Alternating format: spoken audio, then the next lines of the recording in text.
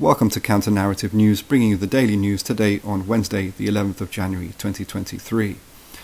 In the last 48 hours, Peru has seen some of the deadliest days of protest and confrontation, on the one hand between leftist-oriented grassroots, peasants' unions and workers' organizations against the new right-wing government of Peru.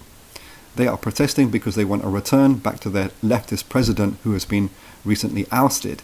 Also, the right-wing government in Peru has banned the neighboring Evo Morales from the mass movement from entering Peru. Evo Morales has been advocating for justice for the grassroots in Peru in the context in which they're facing.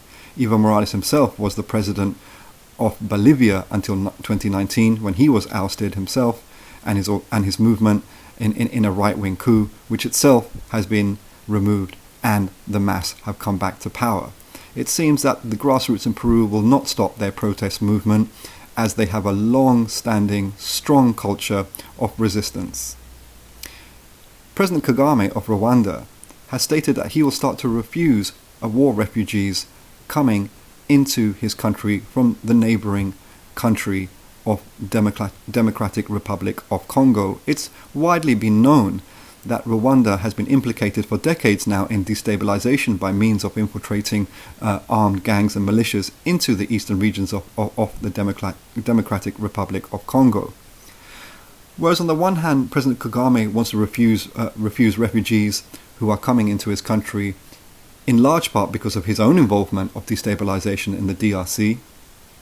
On the other hand, he's very happy to make a deal with the far-right racist government, Tory government in Britain. He has made a deal with the Tories for a couple of £100 million that the Tories will, instead of recognising that refugees and asylum seekers arriving to their border are legitimately in international law seeking asylum and a process in that direction, that rather they are weaponising these people fleeing from destabilization and war zones and coming for a safe haven in Britain, that they're weaponising them then to distract and divert people's attentions of what's going on in Britain to scapegoat these very people. In China, Zhao Lijian, who is now the ex-foreign ministry spokesperson, has been removed from his post and now is deputy head of the Department of Boundary and Ocean Affairs. Zhao Lijian is a significant figure in social media in relation to Chinese state advocacy because he brought a very tabloid-esque style of political culture in his advocacy in social media.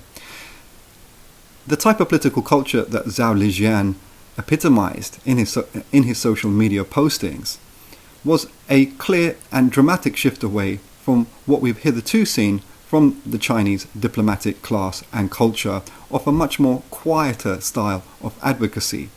Zhao Lijian's posture was very much similar and seems to be aping that type of tabloid and bombastic political culture of the right emanating from the Russian leadership and Russian media like that of Russia Today.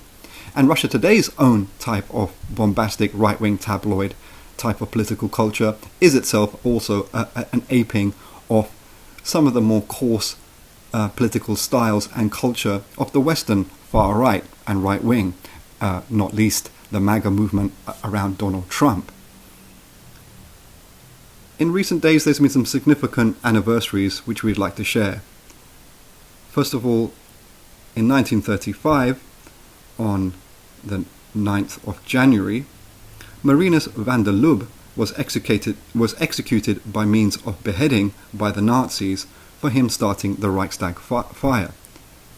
Van der Lubbe was a committed young communist militant in the Communist Party in Germany, and he expressed, leading up to his sabotage of the Reichstag, he expressed a lot of frustration in what he saw was the limitations of anti-fascist challenges by the communists and also the Social Democrats in Germany in that period.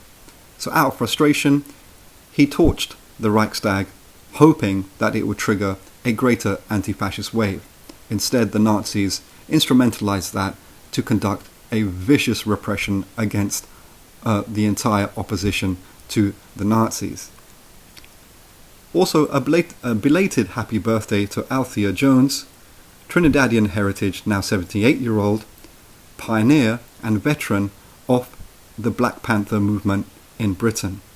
She was a part of the Mangrove Nine, which was a very famous and well-known case of black community resisting police criminalisation and harassment and brutality around the Mangrove restaurant in Ladbroke Grove, Notting Hill. The Mangrove restaurant was a centre of working class and black radical grassroots organising and a political cultural centre of the black community not only in Ladbroke Grove, Notting Hill in North Kensington and the west side of London, but more generally for the black community in London. Althiea Jones was a veritable leader of the black grassroots and the Black Panther movement in Britain. Please continue to subscribe, like, comment and share. We wish you the very best.